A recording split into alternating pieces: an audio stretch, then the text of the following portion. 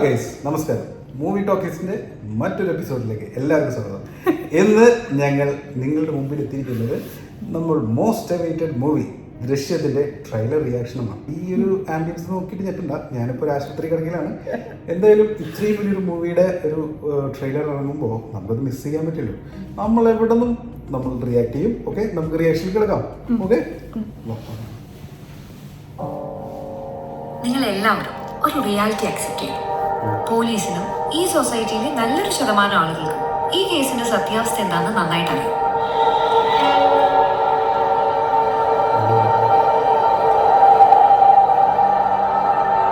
ഇയാളാണൊരു കില്ലാടിയാണ്. ചുമ്മാതാണോ പോലീസുകാർ പോലും ചുമ്മാ ജോർജോട്ട് തന്നെയല്ലേ പറഞ്ഞത്, പ്രശ്നങ്ങളൊക്കെ തീർന്നു, ഇനി പേടിക്കാനൊന്നുമില്ലെന്ന്.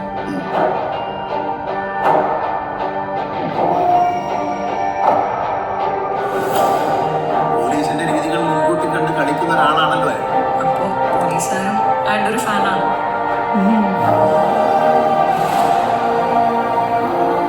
ഞാൻ ജോർജ് ആളുകൾ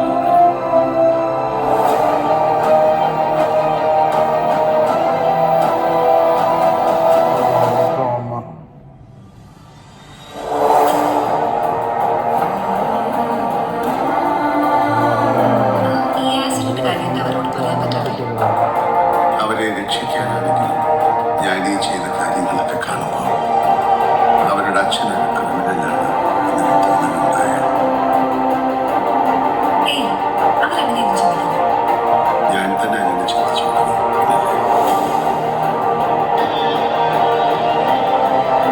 സർ, ഇപ്പോഴല്ല നമ്മുടെ പ്രസക്തി. മീഡിയ ഇൻവെസ്റ്റിഗേഷനിലൂടെ ജീവൻ വെച്ച് തെളിയിക്കപ്പെട്ട എന്തോരം കേസുകളുണ്ട് സർ. അവരാരാണെന്ന് മനസ്സിലാക്കാൻ എന്തെങ്കിലും സൂചന തന്നെ പറ്റും. I want as few final matters as soon as possible.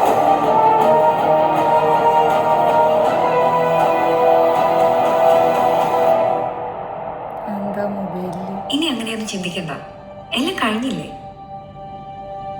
കഴിഞ്ഞോ? കഴിഞ്ഞു എന്ന ചോദ്യത്തിലുണ്ടല്ലോ അത്. കാരണം അതൊന്നും കഴിഞ്ഞിട്ടില്ല എന്നുള്ള ആ തോന്നലിലൂടെ മനുഷ്യൻ കടന്നു പോകുന്ന ഓരോ ദിവസങ്ങളും അത് അയാളെ ഇമോഷണലി എങ്ങനെ ബാധിക്കുന്നു, അയാളെ ട്രോമ, അതിനെ കുറിച്ച് പറയുന്ന ഒരു സിനിമയാണ് ദൃശ്യം 3 എന്ന് പറയുന്നത്. പിന്നെ സസ്പെൻസ് എലമെന്റ്സ് ഉണ്ടെന്ന് പറഞ്ഞല്ലോ, ജിത്തു ജോസഫ് ഓൾറെഡി പറഞ്ഞു. സസ്പെൻസ് എലമെന്റ്സ് ഉണ്ട്, പക്ഷെ നിങ്ങൾ ഓവർ പ്രൊഡ്യൂഷനും വെച്ച് വരരുത്. ഇങ്ങനെ ട്വിസ്റ്റും അതെ, ഇത് കുറച്ചും കൂടി ഇമോഷണലി, അതായത് ജോർജ് കുട്ടീനെ കുറച്ചും കൂടി ഇമോഷണലി മനസ്സിലാക്കാൻ പറ്റുന്ന ഒരു സിനിമയായിരിക്കും. അയാളുടെ ഉള്ളിലൂടെ എന്തൊക്കെയാ പോയിട്ടുണ്ടാവുക.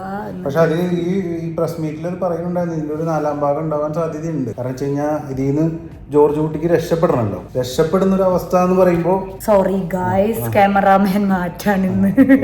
അപ്പോ അതിനെപ്പറ്റി സംസാരിക്കുന്ന ഒരു സിനിമ ഒരു 4ാം ഭാഗം ഉണ്ടാവും എന്ന് തോന്നുന്നു. അതാണ് എനിക്ക് തോന്നിയത്. എനിക്ക് എന്തെങ്കിലും തോന്നുന്നുണ്ടോ? പിന്നെ അതില് ഇപ്പോഴത്തെ മീഡിയയുടെ ഇൻവോൾവ്മെന്റ് ഉണ്ടല്ലോ. അതാണ് എനിക്ക് തോന്നിയത്. അതാണ് കാരണം ഈ മീഡിയ ഒരു ടോപ്പിക് കിട്ടിക്കഴിഞ്ഞാൽ അതിന്റെ പിറകെ ഇൻവെസ്റ്റിഗേഷൻ ജേർണലിസവും അതിന്റെ ഒരു പിന്നെ ഈ പറഞ്ഞ മാതിരി ഒന്നെന്ന് പറയുന്നത് 10ആയി പെരുപ്പിച്ച് കാണിക്കുന്നതിന്റെ ഒരു എക്സാജറേഷൻ നമുക്ക് കണ്ടാലേ അറിയുള്ളൂ. കാരണം നല്ല ജേർണലിസ്റ്റ് ആണോ അല്ല മോശം ജേർണലിസ്റ്റ് ആണോ കാണിക്കുന്നതെന്ന് കണ്ടാലേ പറയാൻ പറ്റുള്ളൂ.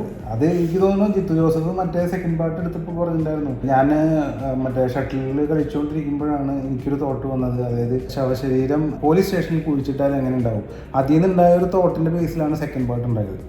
അതുപോലെ ഇതും അങ്ങനെ എന്തെങ്കിലും ഒരു സ്പാർക്ക്, അതായത് ആ മനുഷ്യന്റെ ഇന്നൊരു അവസ്ഥയിൽ ആളെ എങ്ങനെയായിരിക്കും എന്നുള്ളൊരു തോട്ടിൽ നിന്നുണ്ടായ ഒരു കഥയാണെന്ന് തോന്നുന്നു 3rd ഭാഗം. അതിനോട് ചേർന്ന് തന്നെ ഒരു 4ാം ഭാഗത്തിനും സാധ്യതയുണ്ടെന്നുള്ളത് പലരും സംസാരിക്കുന്ന, ലാലേട്ടനും കൂടി സംസാരിക്കുന്നുണ്ടായിരുന്നു. ഈവൻ അതിന് 5ാം ഭാഗം ഉണ്ടെന്ന് വരെ പറയുന്നുണ്ടായിരുന്നു. അതൊക്കെ അറിയാം. പക്ഷെ ഇത് കൂടുതൽ നീട്ടിക്കൊണ്ട് പോകാണ്ടിരിക്കുന്നതായിരിക്കും നല്ലത്. പക്ഷെ അങ്ങനെ തോന്നുന്നുണ്ടെങ്കിലും ഈ ഒരു 3ാം ഭാഗം എങ്ങനെ പ്രേക്ഷകർ ആക്സെപ്റ്റ് ചെയ്യും അതിനനുസരിച്ചിരിക്കും. പക്ഷെ ഇത് കണ്ടപ്പോ എനിക്ക് ഒരു ഇമോഷണൽ ജേർണി ചിലപ്പോൾ ആൾക്കാർക്ക് ഇഷ്ടപ്പെടുമായിരിക്കും എന്നാണ് തോന്നുന്നത്. പക്ഷെ ആ രീതിയിൽ വേണം ആ സിനിമയെ അപ്രോച്ച് ചെയ്യാനും പോയി കാണാനായിട്ട്. അല്ലാണ്ട് നിങ്ങൾ എന്താ പറയാ അതെ ഓവർ മെയിൻ ആയിട്ട് പല സിനിമക്കും പറ്റുന്ന എന്ന് പറയുന്നത് പല രീതിയിൽ എന്റർടൈൻ ആവാം. നമുക്ക് ചിരിച്ചുകൊണ്ടും ആവാം, കരഞ്ഞുകൊണ്ടും ആവാം, അല്ലെങ്കിൽ ഈ പറഞ്ഞ മാതിരി ആക്ഷൻ കണ്ടിട്ടാവാം. അതിന് പല സിനിമകൾക്ക് ഇപ്പൊ പറ്റണതും അങ്ങനെയാണ്. ഈ ഓവർ എക്സ്പെക്ടേഷൻ കൊണ്ട് പോയിട്ട് ആ സിനിമയുടെ ശരിയായിട്ട് അതിനെ ആസ്വദിക്കാണ്ട് വരുന്ന ഒരു പരിപാടിയാണ്.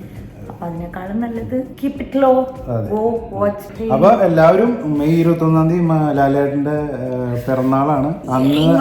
അപ്പൊ അന്ന് തന്നെ സിനിമ റിലീസ് ആവുകയാണ്. അപ്പോൾ എല്ലാവരും തിയേറ്ററിൽ പോയി കാണാം. We are also excited. See you soon.